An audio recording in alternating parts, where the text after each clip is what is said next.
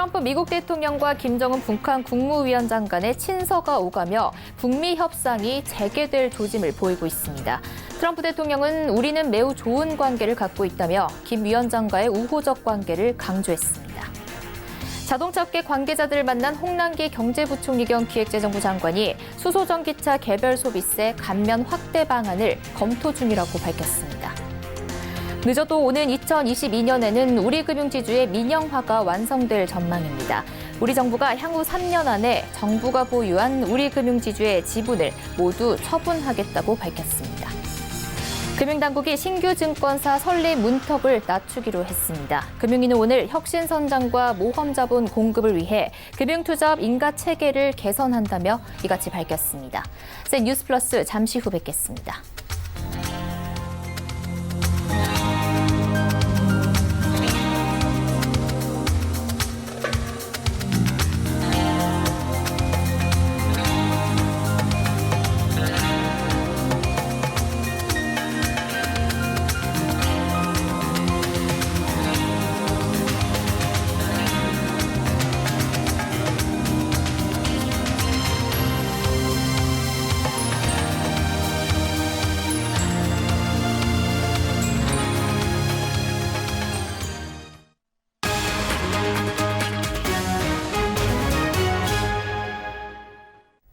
시청자 여러분 안녕하십니까? 뉴스플러스 양한나입니다. 도널드 트럼프 미국 대통령과 김정은 북한 국무위원장 간의 친서 외교로 교착 상태에 빠진 북미 협상이 재개될 조짐을 보이고 있습니다. 로이터 통신에 따르면 트럼프 대통령은 김정은 국무위원장에게 매우 우호적인 친서를 보냈다고 밝혔습니다. 트럼프 대통령은 우리는 매우 좋은 관계를 갖고 있다며 김 위원장과의 케미를 거듭 강조했습니다. 이 가운데 스티븐 비건 국무부 대북 특별대표가 오는 27일 방한하는 것으로 확인됐습니다. 이번 방한에서 북측과 판문점 등지에서 접촉이 이뤄질 가능성이 제기됩니다. 한편 국가정보원은 김여정 북한 노동당 선전선동부 제1부부장의 지위가 격상한 것으로 보인다고 밝혔습니다. 시진핑 중국 국가주석의 방북 당시 사진을 통해 지위 변화를 분석한 겁니다. 홍남기 경제부총리 겸 기획재정부 장관이 오늘 수소전기차 개별 소비세 감면을 늘려갈 방법을 검토하고 있다고 밝혔습니다. 홍 부총리는 이날 경기 고양시 킨텍스에서 자동차업계 관계자들과 만나 다음 주 발표 예정인 하반기 경제정책 방향에 자동차업계의 투자와 소비를 뒷받침할 조치를 담을 것이라며 이같이 말했습니다. 수소전기차는 자동차에 붙는 개소세 5%를 감면받고 있습니다. 감면 기간은 2017년부터 올해 말까지인데 홍 부총리의 발언은 이때 종료하지 않고 추가 연장하겠다는 뜻으로 해석됩니다. 홍 부총리는 자동차 업체가 추가 투자를 할 때 세제 혜택도 검토하고 있다며 자동차 업계가 어려운 와중이지만 국내 투자도 부탁드리며 부품 업계와도 상생 협력이 잘 이루어질 수 있도록 이 자리를 빌어 말씀드린다고 덧붙였습니다. 늦어도 오는 2022년에는 우리 금융지주의 완전 민영화가 성사될 전망입니다. 정부는 금융위기 수준의 위기가 닥치지 않는다면 3년 안에 예금보험공사를 통해 정부가 보유 중인 우리 금융 지분을 모두 처분하겠다고 밝혔습니다. 고현정 기자입니다. 공적자금관리위원회는 예금보험공사가 보유한 우리금융지주 지분 18.32%를 오는 2022년까지 모두 매각하기로 했습니다. 금융위원회는 오늘 브리핑을 열고 공자위가 이 같은 내용의 우리금융지주 잔여지분 매각 방안을 의결했다고 밝혔습니다. 앞으로 정부는 2020년부터 3년간 최대 10%씩 두세 번에 걸쳐 지분을 매각한다는 방침입니다. 먼저 기존 과점주주나 대규모 투자자 등 신규 투자자를 대상으로 희망수량 경쟁 입찰 방식으로 낙찰시키고 유찰되거나 남은 물량은 최대 5%씩 블록세일 처리할 계획입니다. 이세훈 금융위 구조개선 정책관은 브리핑에서 많은 물량을 한꺼번에 팔 경우 주가가 내려갈 수 있는 점을 고려해 쪼개서 파는 것이라며 공적 자금 회수 극대화도 고려했다고 말했습니다.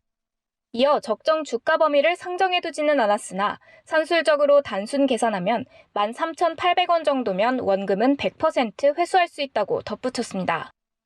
정부는 또 안정적인 매각을 위해 사회이사 추천권 등 투자 유인책을 제시하는 방안을 검토 중이라고 밝혔습니다. 이로써 IMF 사태 여파로 옛 한빛은행과 하나로종금 등에 투입됐던 우리금융 공적자금 12조 7,663억 원이 24년 만에 전액 회수됩니다. 한편 올해는 금융지주 회사법에 따라 지주사 전환 과정에서 우리은행이 보유하게 된 6천억 원 규모의 우리금융 지분 처분부터 우선 진행될 예정입니다.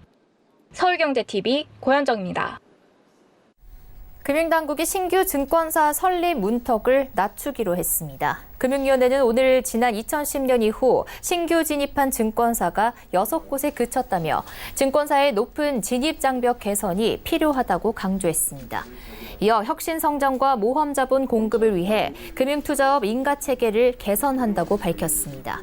이를 위해 그동안 전문화, 특화된 증권사에 한정된 진입 허용 정책을 폐지하고 하나의 기업 집단이 복수의 증권사나 자산운용사를 두는 것도 허용하기로 했습니다. 또 증권사가 새 업무를 추가할 때 인가 대신 등록만으로도 가능하게 할 계획입니다. 심사 요건도 완화해 금융투자사들의 부담이 대폭 줄어들 전망입니다. 이번 조치는 금융당국이 그동안 이끌어온 증권사 대형화 기조와는 다른 방향입니다. 뿐만 아니라 지난 4월 금융산업경쟁도 평가위원회가 증권업계는 현재도 경쟁이 활발한 시장이라고 평가한 것과 배치돼 일부 우려의 목소리가 나오고 있습니다. 이와 관련 금융위 관계자는 전체적인 경쟁은 충분하다고 볼 수 있지만 미진한 부분이 있다고 설명했습니다. 황세훈 자본시장연구원 자본시장실장 역시 지금 상황에서는 건전성 우려보다는 경쟁을 강화하는 것이 투자자에게 더 많은 서비스를 하게 하는 방향이라고 말했습니다. 미국의 한국산 열형 강판의 반덤핑 최종 관세율을 예비 판정보다 소폭 인상했습니다. 미국 상무부는 한국산 열형 강판에 대한 연례재심 1차 최종 판정을 통해 반덤핑 관세율을 포스코 10.11%, 현대제철 5.44%로 각각 부과했습니다. 기타 업체는 포스코와 현대제철의 중간 수준인 7.78%로 산정했습니다. 포스코의 경우 작년 11월 1차 예비 판정에서 7.67%로 정한 것보다는 관세율이 소폭 올랐습니다. 포스코의 판매 비용을 엄격하게 계산해달라는 제소자의 주장이 일부 반영된 결과로 풀이됩니다. 반덤핑 관세율과 지난 14일 발표한 상계 관세율을 합친 최종 관세율은 포스코 10.66%, 현대제철 6.02%입니다. 예비 판정보다 소폭 오르긴 했지만 원심 관세율이 포스코 58.68%, 현대제철 13.38%에 달했던 점을 고려하면 선방한 편입니다. 포스코 관계자는 원심 대비 관세율이 낮아져 수출 여건이 마련됐다며 실수요 고급강 위주로 수출을 추진할 계획이라고 말했습니다.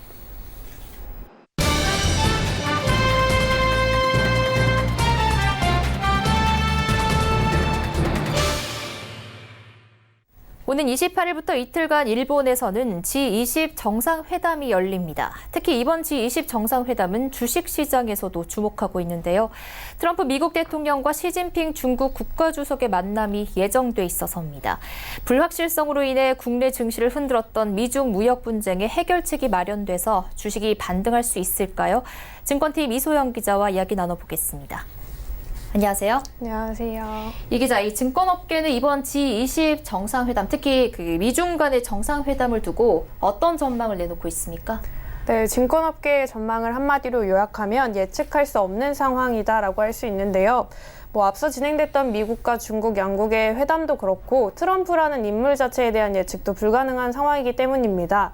다만 증권업계는 이 불확실성에 대해 몇 가지 가설을 세워서 시장을 내다보고 있습니다. 가설은 크게 세 가지로 나뉘는데요.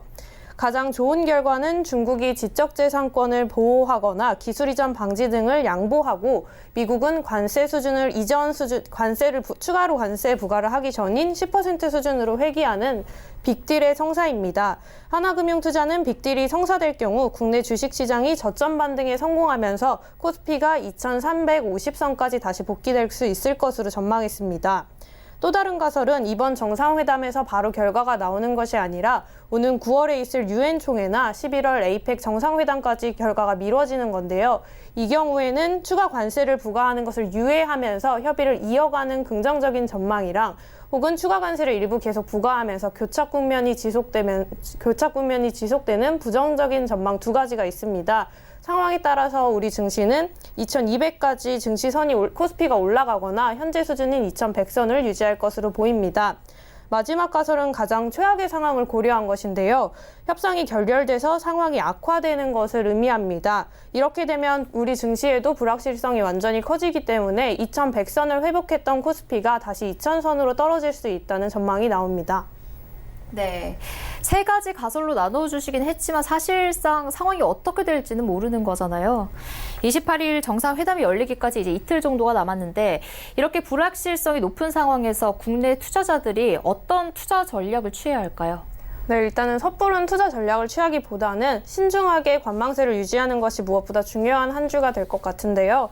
김대준 한국투자증권 연구원 역시 이번 주는 트럼프 대통령의 시장 영향력이 가장 강해지는 구간이라면서 어설픈 예측보다는 향후 대응을 위한 사전 준비가 필요하다고 말했습니다. 김 연구원뿐만 아니라 증권업계 전반적으로 이번 주는 대체적으로 관망세가 짙을 것이라는 분석을 내놨는데요. 정상회담에 앞서 진행될 미중 실무진 회담 혹은 본격적으로 진행되는 미중 회담에서 결과가 나오는 것에 따라 시장이 흔들릴 수 있기 때문입니다. 네, 하지만 관망세가 짙은 증시에서도 또 오르는 종목은 오르기 마련인데요. 이런 상황에서 투자자들이 특별히 주목해야 할 종목들은 어떤 게 있을까요? 네, 앞서 시장의 상황별로 시나리오를 가정했던 것처럼 이 투자하는 부분에 있어서도 시나리오별로 조금씩 차이가 있는데요. 이 부분은 전문가의 인터뷰 들어보겠습니다. 아무래도 이제 사안 자체가 어쨌든 긍정적으로 전개가 된다라면은 뭐 삼성전자 필두한 이제 뭐 IT 대표주들이라든지 포스코라든지 뭐 자동차라든지 그런 쪽들이 이제 외국인들의 어떤 인덱스 러브콜과 함께 뭐 시장 반등을 좀 견인할 수 있다라고 보는 거고 만약에 뭐 사안 자체가 이제 뭐 파국이라든지 악화되는 상황들로 가게 된다라면은 아무래도 이제 각별한 리스크 관리가 필요하다는 의미가 되는 거고. 네, 방금 인터뷰를 들어보면 파국의 상황에서 리스크 관리가 필요할 수도 있다고 말씀해 주셨는데요. 그 리스크 관리를 위해서는 어떤 종목들 주목하는 게 좋을까요? 네, 리스크 관리를 위해서는 결국 대외 변수가 작은 종목들을 선정을 해서 포트폴리오에 담아야 되는데요. 자산 가치가 앞서는 종목이거나 혹은 미중 무역 분쟁과 같은 대외 변수에 조금은 덜 흔들리는 통신 혹은 유틸리티 관련 종목을 대표적으로 선정할 수 있겠습니다. 네, 이번 주 주식시장에서 가장 중요할 변수가 될 G20 정상회담 전망과 분석에 대해서 증권팀 이소영 기자와 말씀 나눠봤습니다. 감사합니다. 감사합니다.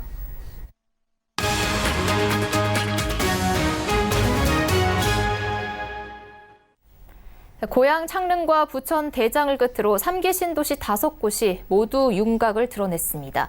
기존 신도시의 문제점을 보완하고 차별화된 도시를 만들기 위한 신도시 포럼이 오늘 발족식을 가졌습니다. 현장에 유민호 기자가 다녀왔습니다.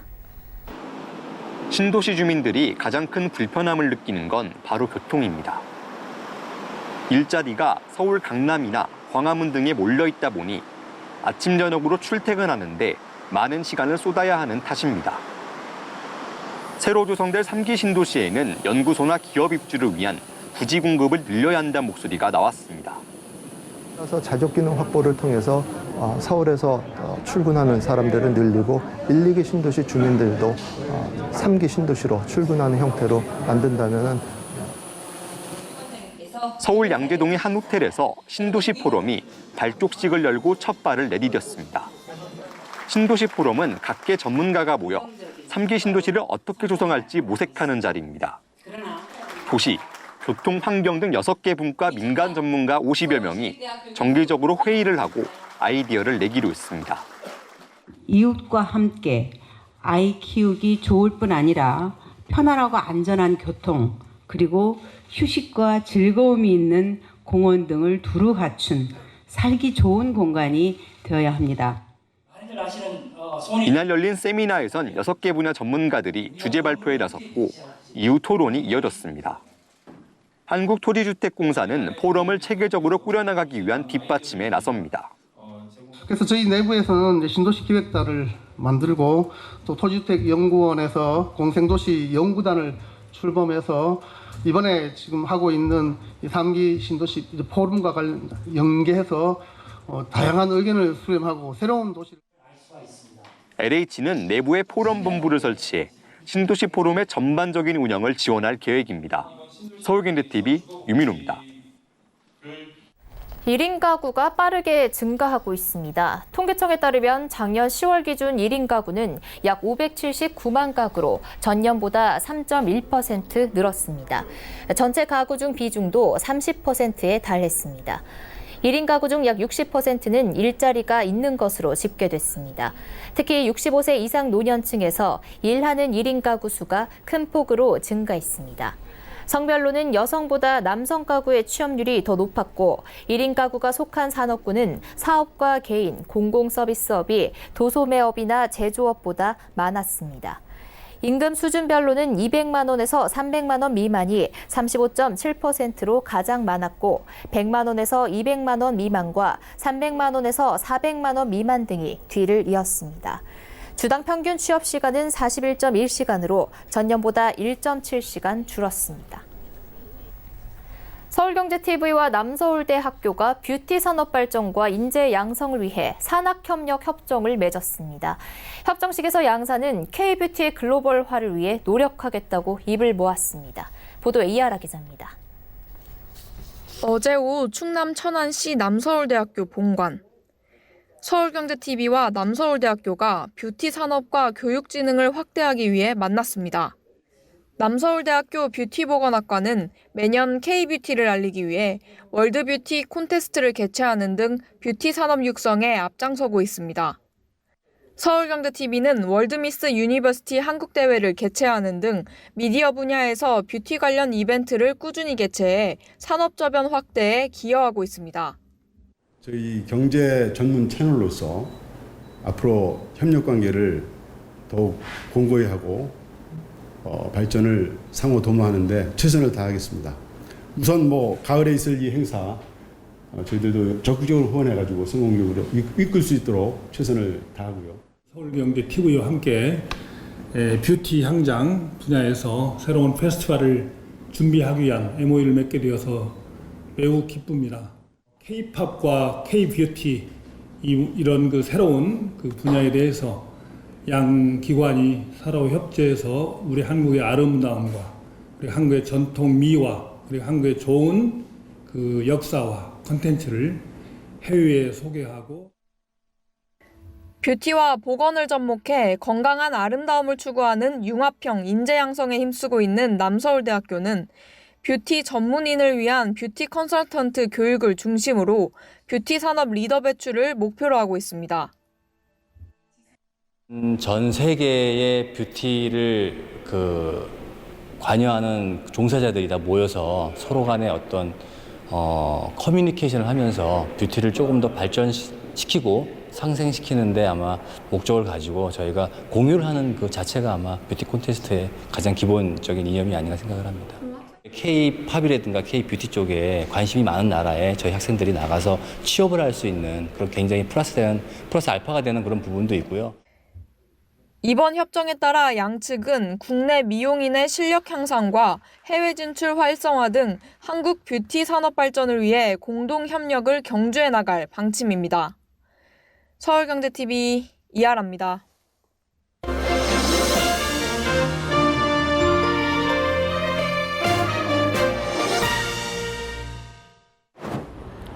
온라인 결제를 자주 하는 분이라면 다날이라는 이름을 한 번쯤 보신 적이 있으실 텐데요.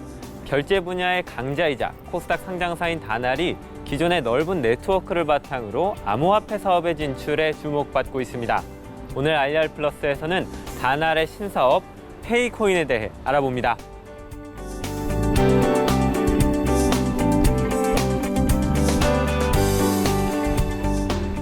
최근 비트코인 가격이 다시 1,000만 원을 돌파하면서 암호화폐에 대한 관심이 조금씩 늘고 있는데요. 암호화폐의 경우 종류는 수천 가지에 달하는 데 비해 실제로 활발히 거래되는 것들은 소수에 불과하고 그 중에서도 실제로 물건을 살 수 있는 암호화폐는 거의 없어 실체가 없다는 비판을 많이 받아왔습니다. 여기에 국내에서는 금융당국과 정부가 제대로 된 규정을 내놓지 않고 암호화폐 관련 범죄도 발생하면서 암호화폐가 투자가 아닌 투기의 대상이며 위험한 것이라는 인식이 커졌는데요. 그럼에도 불구하고 이러한 문제들을 극복하고 암호화폐의 대중화를 목표로 사업을 시작한 기업이 있습니다. 바로 다날의 페이코인입니다. 다날은 지난 1997년 설립한 결제 시스템 전문 기업입니다. 지난 2000년 세계 최초로 휴대폰 결제 서비스를 시작한 이래 지금까지 20년간 모바일 결제 부문에 강제로 자리매김해왔습니다. 다날이 기존 결제 시스템 사업으로 쌓은 네트워크로 새롭게 시작한 사업이 바로 암호화폐 페이코인입니다. 페이코인은 다날이 개발한 암호화폐의 이름이자 다날 자회사의 이름이기도 합니다. 스위스에 설립한 페이 프로토콜이라는 자회사에서 암호화폐 페이코인을 발행하고 국내 법인으로 등록된 페이코인이 실제로 코인의 운영 전반을 담당하는 구조입니다. 페이코인의 경쟁력은 크게 결제와 화폐 가치, 네트워크 등 세 부문으로 나눠볼 수 있습니다. 우선 결제 부문에서 페이코인은 현재 달콤 커피와 도미노 피자, 편의점 등에서 실제 결제가 가능합니다. 코인은 만들어내지만 이게 실제 생활에서 사람들하고 어떻게 연관되는지 이걸 제대로 만들어내는 암호화폐들은 많지가 않거든요. 저희가 실제로 사용이 가능합니다. 그래서 사람들이 코인을 가지고 실제로 결제에서 사용될 수 있는 부분까지 직접 유스 케이스를 만들어낸 것들이 가장 큰 차별점이고, 페이코인은 지난 4월 글로벌 암호화폐 거래소 후오비 코리아에 상장한 바 있습니다. 사용자들은 후오비 코리아 거래소에서 페이코인을 구매한 뒤 페이 프로토콜 월렛 애플리케이션을 통해 실제로 피자와 커피, 편의점 상품 등을 구매할 수 있습니다. 지난 4월 출시한 페이 프로토콜 앱을 실행해 본인 인증을 거치면 첫 화면에 바로 바코드가 나오는데 이 바코드를 일부 편의점이나 전국 달콤 커피 매장에 제시하면 페이코인을 이용한 결제가 가능합니다.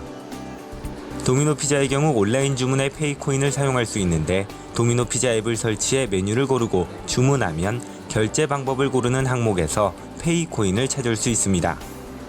여기서 페이코인을 선택하고 본인 인증만 하면 바로 주문할 수 있습니다.